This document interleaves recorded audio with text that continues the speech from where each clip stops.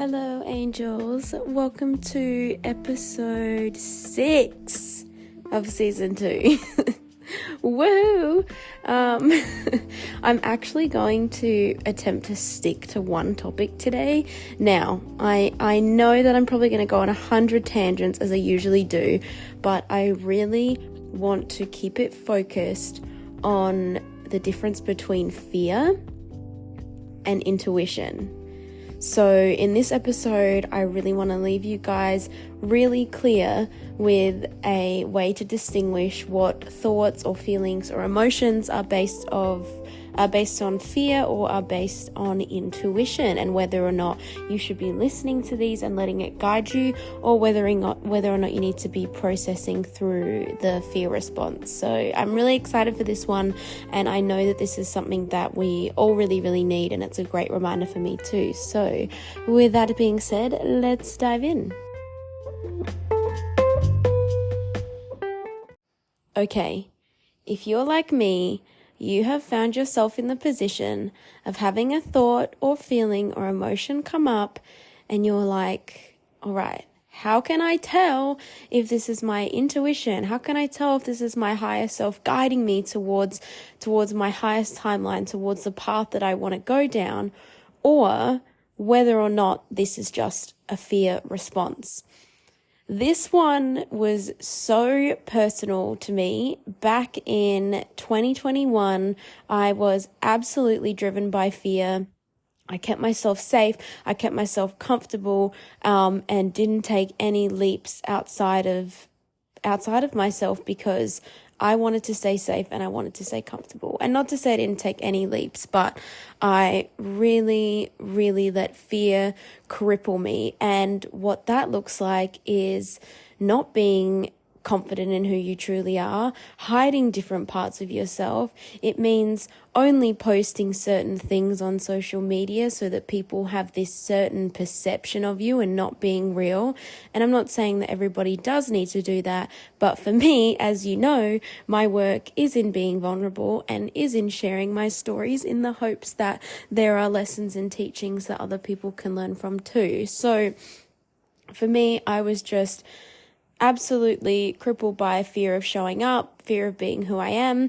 This was a fear of a deep, deep, deep fear of feeling like if I show up as who I truly am and what I'm doing right now, if I was this version of myself, the way that I felt in 2021 and before that, was that my partner wouldn't like me, my family wouldn't like me, and my friends wouldn't like me. And, who would I be left with then? So afraid of stepping into who I truly was. And this fear dates back well before then. I think the first instance for me of really of being an adult per se, or being a teenager entrusted with the biggest decision of their life of what degree am I going to do? Oh my goodness, it's going to be the end. I have to pick the right degree, blah, blah, blah. Absolute fucking bullshit.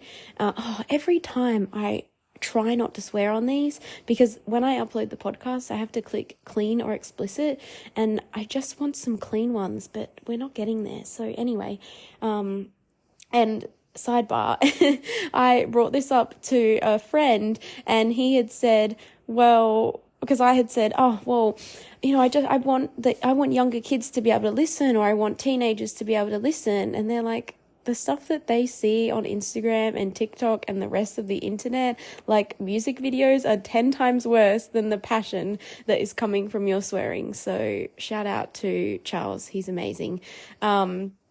And I am going to swear. Sorry about it. And it comes from passion. So yeah. So dating back to 2016, when I was in year 12, I secretly wanted to be a teacher. Or that was the path that I saw out of all the sort of uni options that we had. I thought I would love to teach, and I would love to teach children. But I was so crippled by the fear of what my family would think or what the people around me would think if I chose that path. That wasn't a path that could necessarily earn me lots of money, or wasn't a path in the businessy field. For some reason, some ridiculous fear-based reason, I thought I needed to go down the business path because this was the only way to make money. And, you know, while it wasn't that enjoyable for me, I was still good at it. So instead of choosing to do a teaching degree, I chose to do a business law degree. What the frick frack? I was so miserable while I was doing that degree. But the thing is that so many people that I was surrounded by in uni were also not happy with their degree, or even if they weren't happy with it, they were still struggling. So there was almost this like collective struggle that really normalized all of us being in positions that we perhaps didn't want to be. And I know that there are some people that really did enjoy their degree, but I was not one of those people. I absolutely hated it. I worked so gosh darn hard, and it still didn't really show for myself. And I remember the one assignment that I did that was it was actually the slackest assignment I'd ever done, and it was in my last semester, I think, and it was actually about, so random, it was about AI and the law. And that was my worst assignment. I'm pretty sure, like, in my opinion, when I was writing it, it was like I didn't do it the way that we'd been taught to do assignments. I basically like wrote it on the fly. Like I didn't do a whole plan. I didn't do it how all of my lecturers had told me to do it, and I ended up getting the best grade, which is so funny. And that's because I actually think I finally just said, heck it, fuck it. I finally said, fuck it, and was just like, I'm going to attempt to do this assignment my way. And that's okay. Raven's really going for it. And Raven, I'm sure it's not that big of a deal. I swear. The dogs here in Greece don't seem to be that well trained. Okay, not all of Greece, but where I've been, they don't seem to be that well trained. In Germany, oh my God, the dogs are so well trained. It is incredible. But in Greece, you'll walk past and they'll just start barking. But it doesn't matter because they're just meant to be guard dogs anyway. But I'm like, you know, you don't need to bark at me when I'm walking past. Anyway, of course, we're going on a tangent, but I was interrupted, so that's fair enough. So basically, I don't really know where I was. I do. So with the assignment, I just decided to do it my way, and my way was choosing a topic that didn't really fit in the build, but I had chosen this topic because I was interested, and I thought, oh, AI, okay, that's different. At the time, now it's pretty standard, and I wrote about something that I had a passion for, and even though, because in my head, when I was writing this assignment, I was like, I'm passionate about this, but this isn't going to be able to translate through because it's not, you know, A, B, C, X, Y, Z, it's not what my lecturer wants me to do, and then I ended up getting the best grade ever because I did it my way, and I trusted that I was just going to do it my way. So basically the fear had been, ruling me from that decision in high school to not choose teaching, and to do business law instead. And then I go through uni and I push through my degree, and I'm sick and I'm exhausted and my health was at its absolute worst at this point. I wasn't treating my body right. I was drinking like 3 times a week. Absolutely insane. Crazy how binge drinking was just normalized in uni. Like, and binge drinking is normalized in so many cultures. It is disgusting, because coming over to Europe and seeing how Europeans drink is totally different to the way Australians, Americans, and the United Kingdom drinks. So, yeah, that's all I'll say for now. But basically, then it gets to the end of my degree and I'm trying to look for jobs. And because I chose this weird degree, because it wasn't in alignment, it wasn't a business degree, but it wasn't a law degree. So then I'm trying to apply for business jobs and they're like, well, what business experience do you have? And I'm like, oh, well, my major is in management consulting. And they're like, okay, did you do accounting? Did you do economics? I'm like, no, because the rest of the subjects were law. And then so I go to law companies and they're like, so are you certified to be a lawyer? And I'm like, no, because I did the business law degree. And then like, well, we don't want you.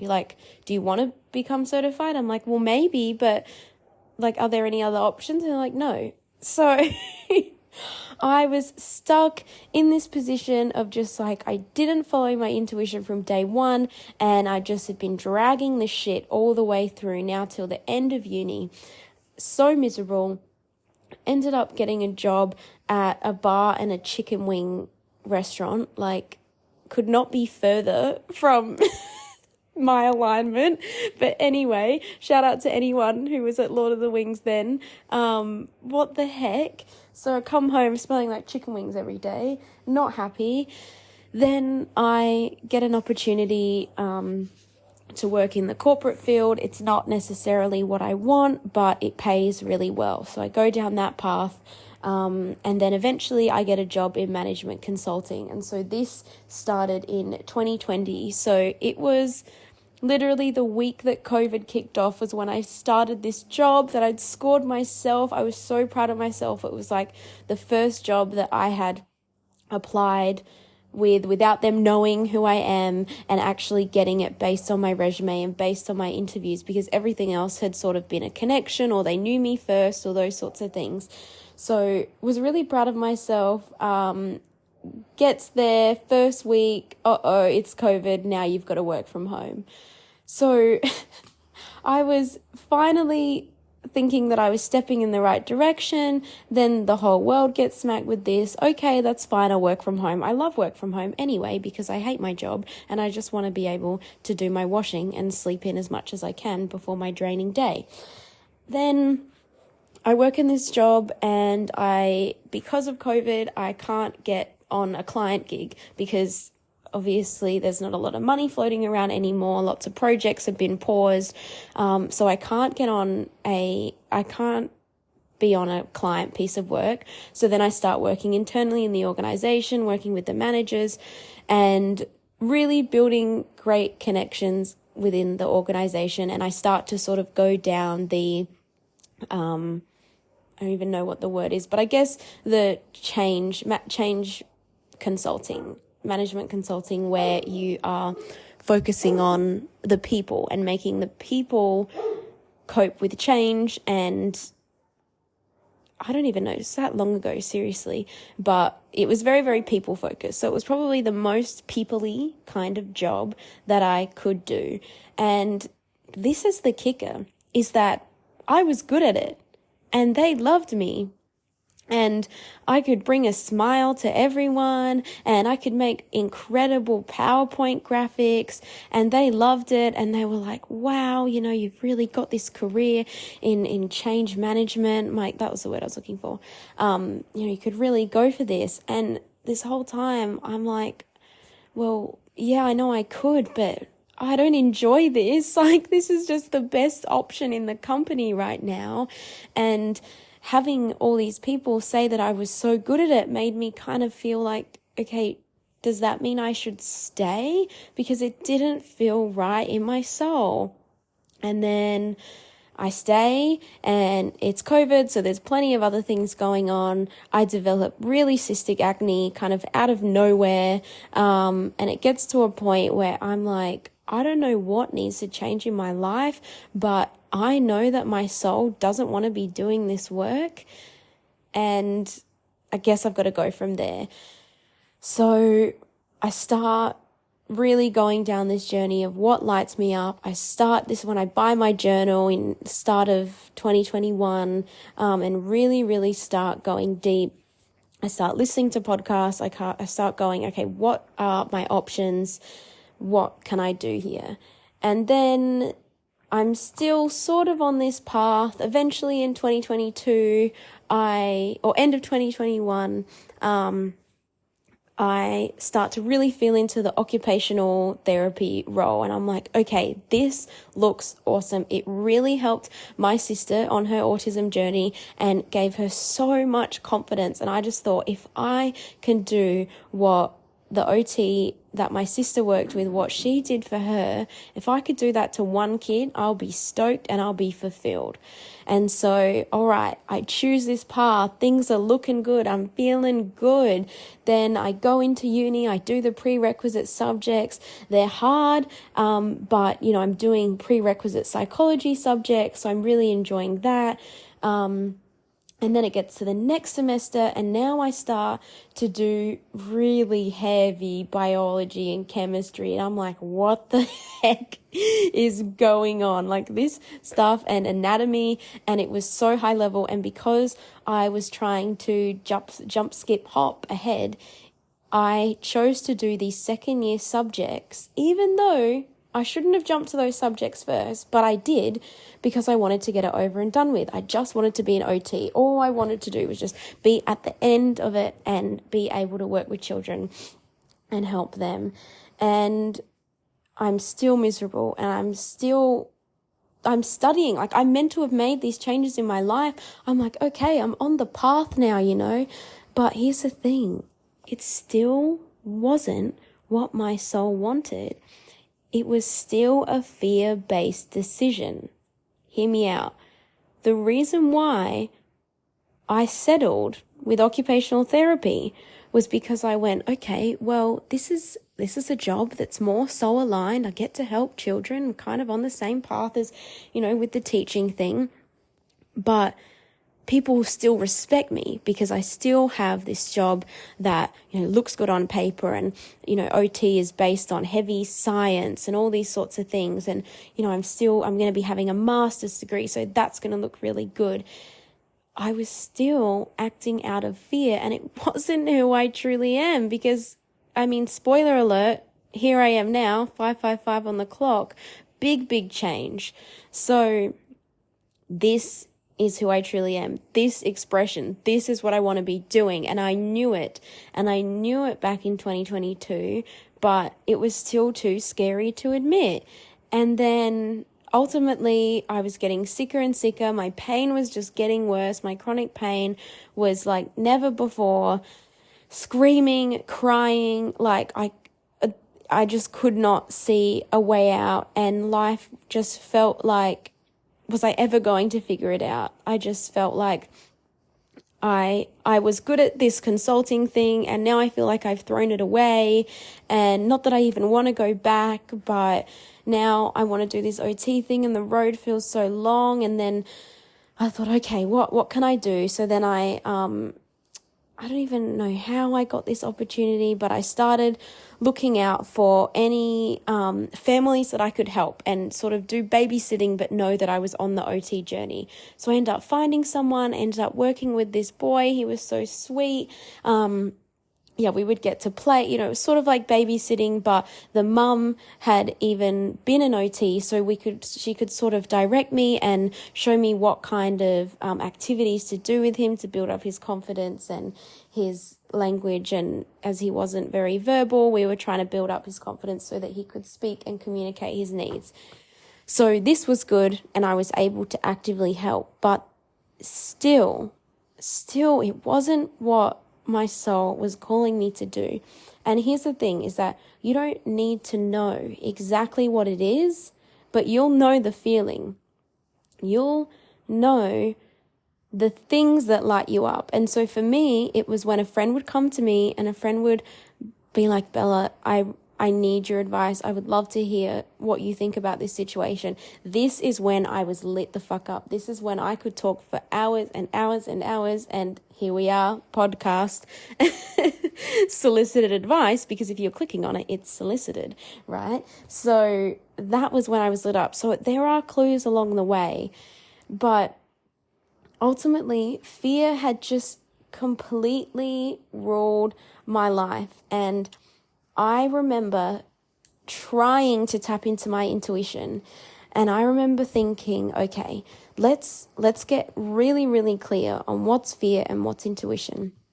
And this is probably the best example I can use, and it's really personal, and this one really stung me for a long time. But in my previous relationship, I was asking myself, is this right? Is this right for both of us? I'm not sure. And so I would work through, is that my intuition saying, this has been a beautiful experience, but the contract's expired now. You've given each other what you need to give, but it's come to an end, and that's okay. And that is just life. But I was so hooked on this idea of like, no. No, I'm not going to do that. If things end, that's not going to be good. What are either of us going to do? We're both going to be distraught. This is going to be awful. We lived together, so, we're both going to have to move out. Too scary, way too scary.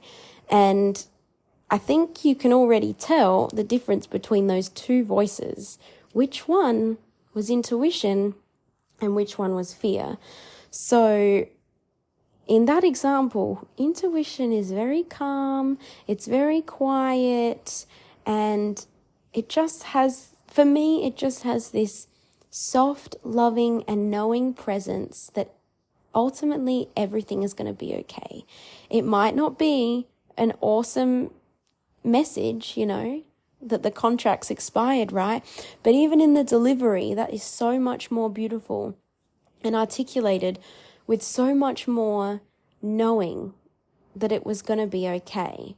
Whereas the other voice, oh, no, it's fine. Like, you don't need to think like that. Oh my God, fear is like crazy. It's loud. Thanks, Raven. Fear is going to try and rationalize, and it's going to try and come up with 100 different reasons as to why you should stay comfortable in your situation. So for me, and my fear got so good, this was the part that really twisted me. So I would have this intuition response, and for me, I felt it like in my lower stomach. Like I really felt it in, like, if you know the chakras, solar plexus and sacral area was really where I would feel this response of like, it's okay, Bella, your time has come to an end for the two of you. It's been beautiful, but you have this innate knowing that it's come to an end. I would not listen to that. Instead, my fear would come in and be like, no. That's just, we don't need to listen to that, because the reason why you're feeling that is because you just think you're unworthy of love, because all you've ever known is divorce. So now you think that you have to get divorced and you don't think you're worthy of love. My fear was using my own healing and my own shadow work against me. This mother freaker, it's going to try and rationalize, and it's going to try and come up with reasons and just try and talk you out of it. Whereas the intuition will stay the same. It will stay solid. It might give you different ways of looking at it. For example, the expiry, the contract, or it tried to show me, there is both a beautiful life on the other side of this for both of you. But the fear was really just, it was digging into my worthiness wound, and it was trying to tell me that I didn't believe I was worthy of love. And that's just crazy, because that can be that can be an intuition response. Those same words can still be intuition of in a different example, say you are in a love connection where it does feel beautiful and it does feel expansive, but then you have this voice that's like, no, take the leap. Like, it's okay for you to take the leap. The reason why you're not taking the leap is because you don't quite feel worthy, but I can tell you right now, you are worthy of the love you desire. Right? So it's still the same words being used, but it's a completely different feeling, and it's a completely different delivery. whereas fear is just this rationalization. So I really, really hope that example shows you that if you, in whatever situation it is, and you're toying between, is this my intuition, is this my gut, or is this fear, just know that fear is frantic. Fear is chaotic. It's loud. It's going to just have you fumbling over. It's trying to convince you. And ultimately, it's going to keep you safe, because that is the role of the ego. I like to talk in terms of our higher self, which is the voice of our intuition, and the ego, which is giving voice to that fear. And now we don't need to hate the ego. We thank the ego for its job of keeping us safe. And I like to see the ego as just little Bella who's like, but what? I don't know what's going to happen after this. Like, if this relationship ends, like, where am I going to go? And what are we going to do? And ultimately, it's that higher self, that future version of you going, it's okay, girl. We got this. I know you're just trying to keep me safe, and I know you're trying to keep me comfortable. But in the uncomfortable is the miracles. In the uncomfortable is the magic. In the unknown is where the magic is. So if your life is kind of getting to this point where it's predictable and comfortable and safe and every day is the same and there's no magic, that's because you're just operating in the known. You have to step outside of your comfort zone if you want the magic. I mean, if you look at my life and think it's so magical, look where the fuck I am. Like, I am on the other side of the world in some random town in Greece outside of my comfort zone. And now it's pretty comfy, right? Where I am. And now even I am being tested to go to the next level, which is another level of uncomfy, but that's for another episode. But I really want you to hone in on what excuses your ego is making for yourself, and comfort your ego, comfort your inner child in knowing that it's going to be okay. Everything is always going to be okay. Like, the universe has got you, God has got you, the angels have got you, your ancestors have got you. Whatever you need to say that's got you, there is a higher power that will catch you when you fall. I really feel like my life is a testimony to that, because ultimately what happened then, I was driven by fear. Absolutely, my life was just so predictable. Every day was the same. I hated it. I was sleeping all the time. I was smoking every single day to escape, because that was the only fun part of my day, was when I got to tap into the magic and tap into the beauty of nature. That is the only thing I looked forward to, and that's an escape. To me, that it was so clearly an escape. And I spoke about this in episode 2. Cannabis can be a tool for healing, or it can be a tool for escapism and ultimately destruction, because it's not going to keep working anymore, and you're just going to then find yourself in this pattern, and you need to choose yourself, okay? You need to choose yourself. So when I was stuck in this fear-based cycle, I wasn't choosing myself, and I wasn't willing to step out, and I just kept going. And then what happened is God swooped in and said, all right, girl, I'm going to take charge of this for you then. And what ends up happening in a 4-year relationship, I end up going away on a camping trip, meeting somebody and going, oh, fuck. This is exactly why I should have listened to that tiny little voice when it said, hey, Bella, the contract's expired, okay?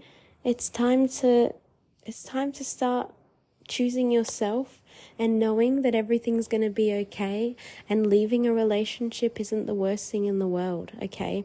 But when that voice came in, I would shut it down. And this was a voice that would I would be going to bed and I would just be trying to freaking relax. And then that's when that voice would come in. And I would push it right down and be like, no, I'm not listening. Rubbish. I'm not listening to that. I'm going to go smoke some more. Basically, that's exactly what was happening. And then, you get a nudge, right? And if you don't listen to the nudge, you're going to get a slap, and God is going to slap you. And ultimately, it's because you've called it in, right? My higher self was like, okay, Bella, if you're not going to take the steps, we'll do it for you. And specifically in the relationship example, if you have the awareness and you know that you and your partner are not meant to be together, be thankful that you have the awareness and it's time to act on it now. Because you know what's worse? It is 10 times worse to meet somebody else while you're already in a relationship and now everybody wants to call you a cheater. That is worse. I can tell you that label, even when the relationship was over, the second I knew that, okay, these are feelings.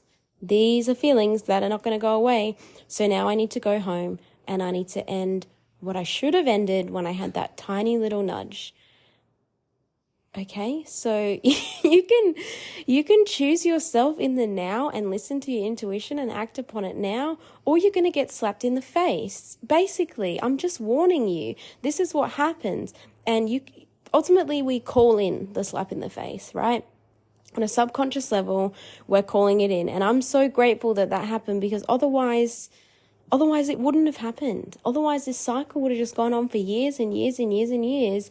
And as hard and brutal as that was for everybody involved and fucking traumatizing, honestly, I now lay here and go, thank goodness that happened, because it wasn't going to happen otherwise. And divine timing, the divine needed to intervene, basically. Okay, so everything does happen in divine timing.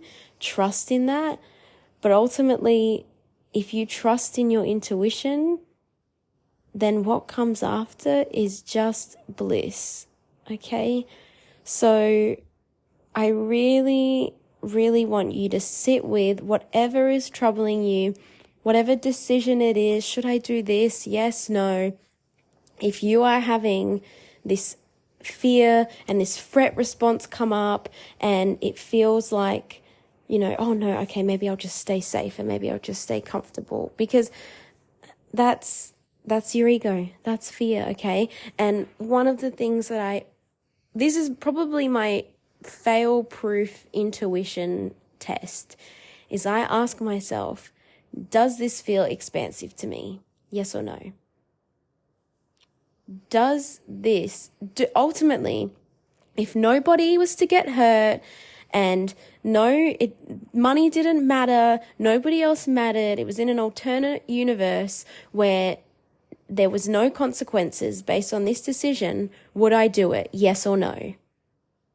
And there you go. If your answer is yes, then that's your intuition telling you that that's the path you need to go down.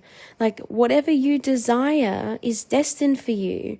If you desire it, then go for it, okay? And if you desire it, but you're like, oh, I don't know, that's just fear. And fear is literally nothing. It's nothing. I can promise you, I have talked about this a lot, but as I just told you my story, I was crippled by fear. I was so afraid. I was so afraid of showing up as myself, not even on the podcast, but on Instagram, and just not giving a hoot anymore. Who actually cares? When you realize that everybody is in this same cycle of fear and self-doubt, it honestly just becomes a whole lot easier to step into your expression and step into your path and do the things that you want to do. And I think one of the things for me that showed me was when I was in that fear-based cycle, the people that I had around me were not my true friends. My wins weren't their wins, and my losses weren't their losses. They didn't really want to hear what I had to say. They would scroll on their phone as I was talking about my feelings. These are not friends. And so I had to go through a period of feeling like I had really no one around me. And it wasn't until that now the friends that I have are the friends that when I'm up, they're up. When something good happens to me, it is like their success too, and vice versa, obviously. And when I'm down or I'm in pain, they're like, oh my gosh, like they feel the pain too. And they're like, what can I do to help? Like that is love ultimately. That is true love. And you've got to let go of the things that don't serve you anymore. Because ultimately, every decision that we make is on a spectrum of either love or fear. Every single decision, everything that you do, ask yourself, is this coming from love or is this coming from fear? And love doesn't always mean it needs to be about the other person. It could just be self-love. So, for example, someone could upset you and you could send them a really nasty text and you're drafting this filthy text of like, well, how dare you, blah, blah, blah. You could do all of that. But is that based on love or is that based on fear? It's definitely not based on love, okay? So every moment, every decision you make, ask yourself, and it's not about the other person always, okay? It's about you.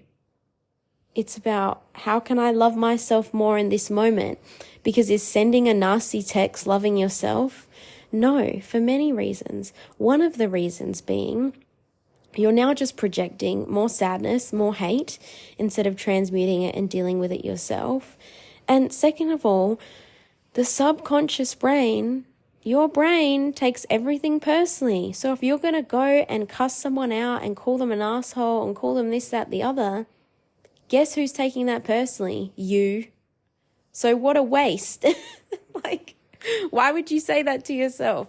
If you're going to say nasty crap about someone, your brain thinks it's about you. Just like when you gossip. Oh, as if she's wearing that. Oh gosh, I hope they break up, blah, blah, blah. You are just putting these spells on yourself, okay?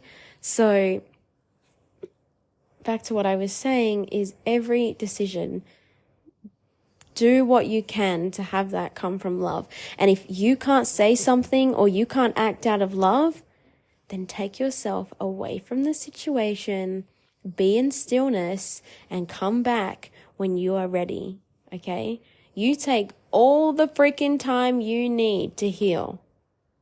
You do whatever it is so that you can transmute those emotions, process those emotions, and then you get to come out of that situation and you get to be the strongest person and you get to be from love, because that is strength. That is strength. Do you really think it's strong when someone's like, fuck you? I mean, I'm swearing on this episode anyway, so I'm just going full ham. Do you think it really is strong when someone is aggressive? I'm at this point now where aggression is just, okay, I was going to say embarrassing, but that's very Aquarius of me.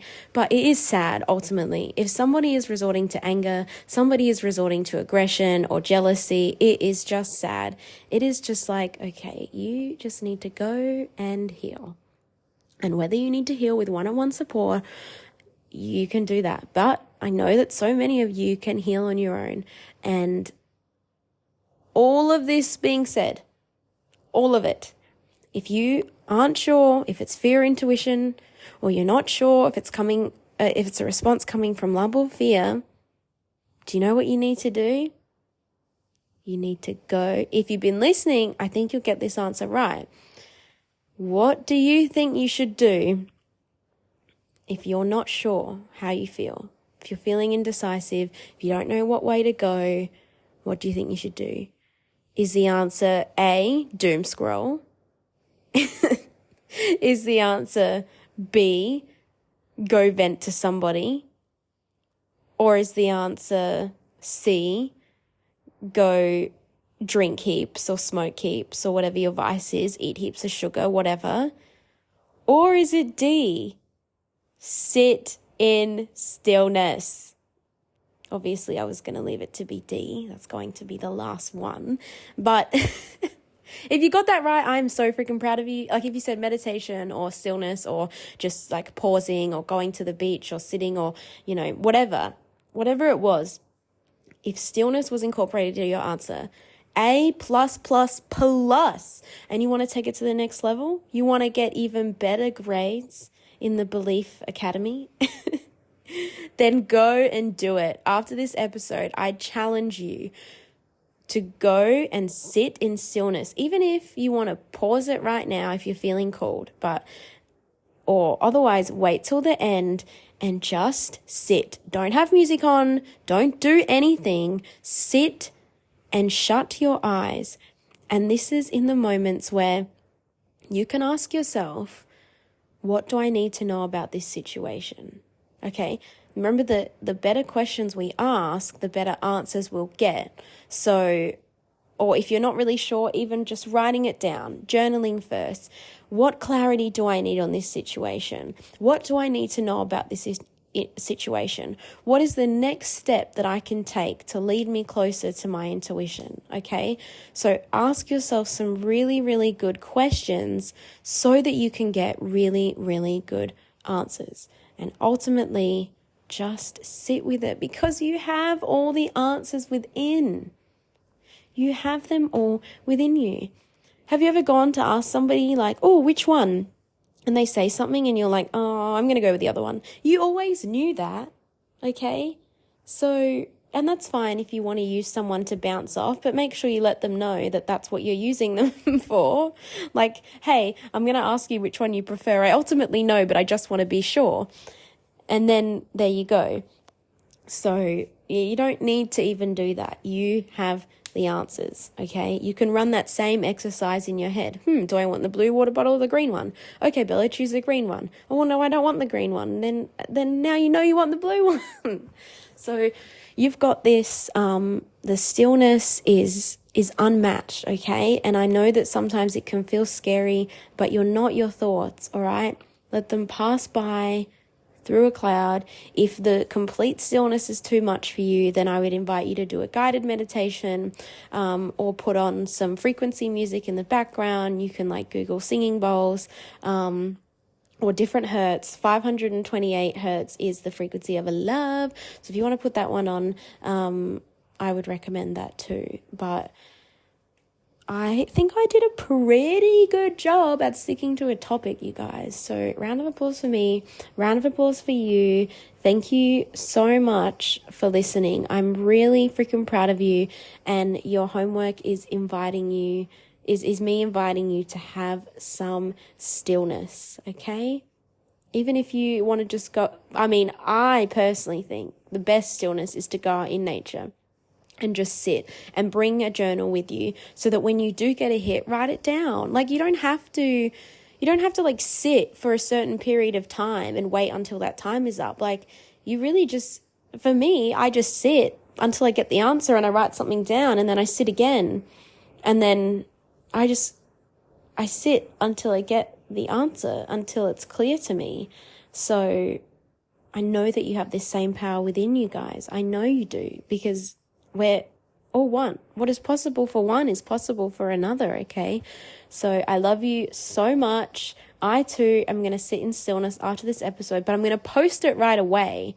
So I'm going to post, I've got the episode before this and I'll post this one. So it'll be right away. So I love you guys so much. Have a magical rest of your day. And I am so freaking proud of you. You've got this. You've got you, okay?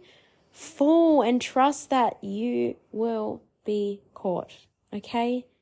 Okay, trust, baby girl, baby boy, and baby whatever you want to identify as. I love you, bye.